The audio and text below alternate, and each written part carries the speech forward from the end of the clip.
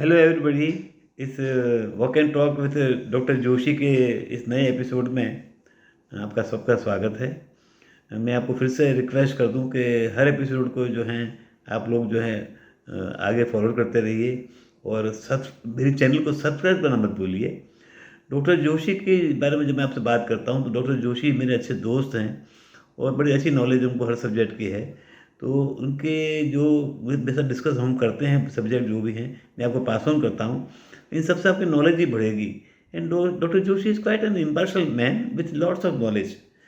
चलिए आज तो उनसे क्या बातें हुई बताता हूँ मैं आपको। Let's start.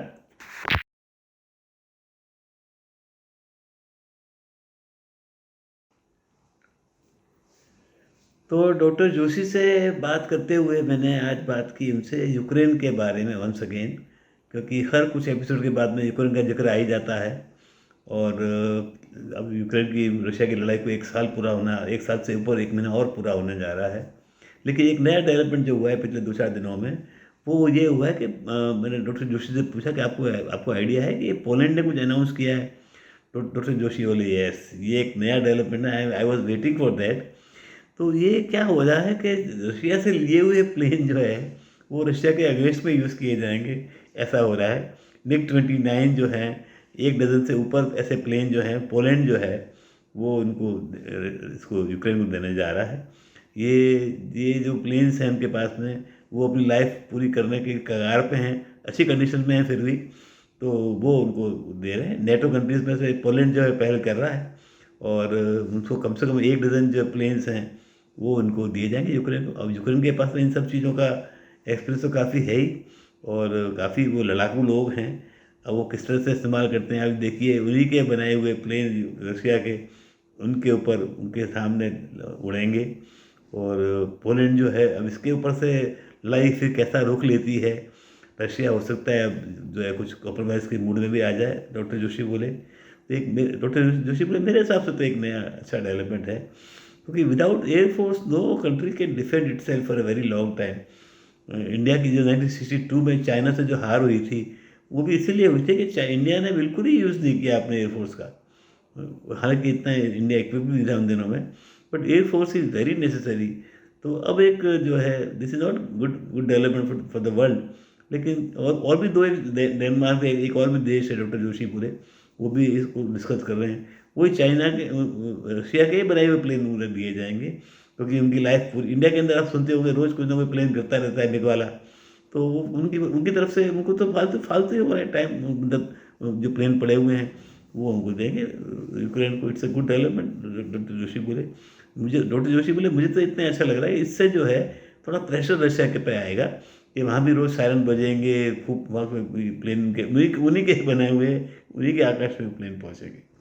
तो डॉक्टर जोशी बोले ये वैसे ही हंसने वाली बात नहीं है, बट इससे हो सकता है कि वॉर का एंड जो है वो थोड़ा एक्सपेक्टेड हो जाए। मैंने कहा डॉक्टर जोशी आप सही कहते हैं। So let me pass on your views to viewers. चलिए अगली बात करते हैं।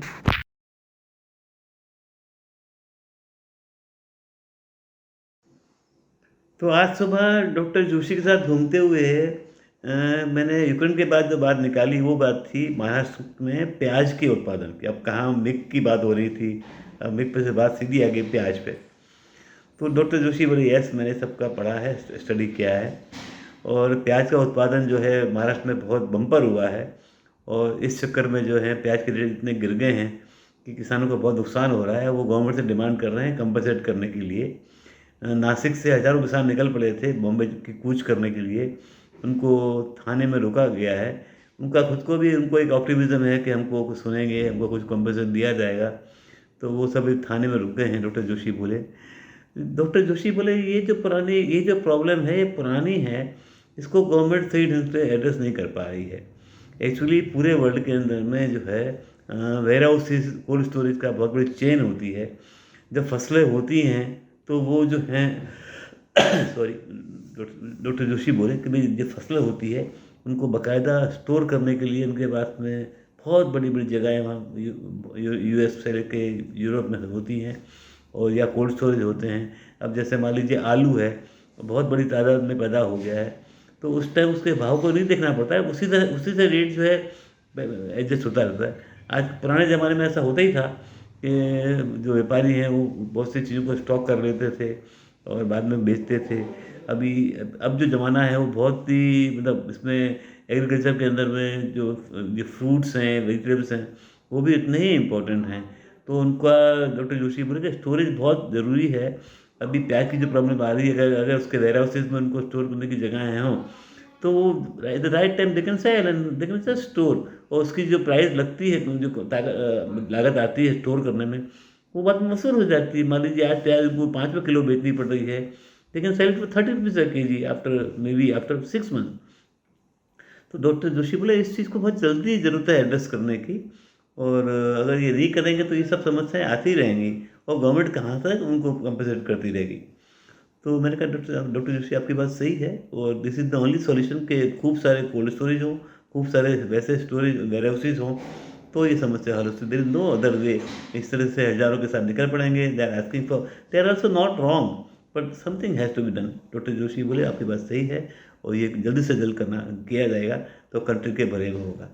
चलिए फिर मिलेंगे अगले एपिसोड में।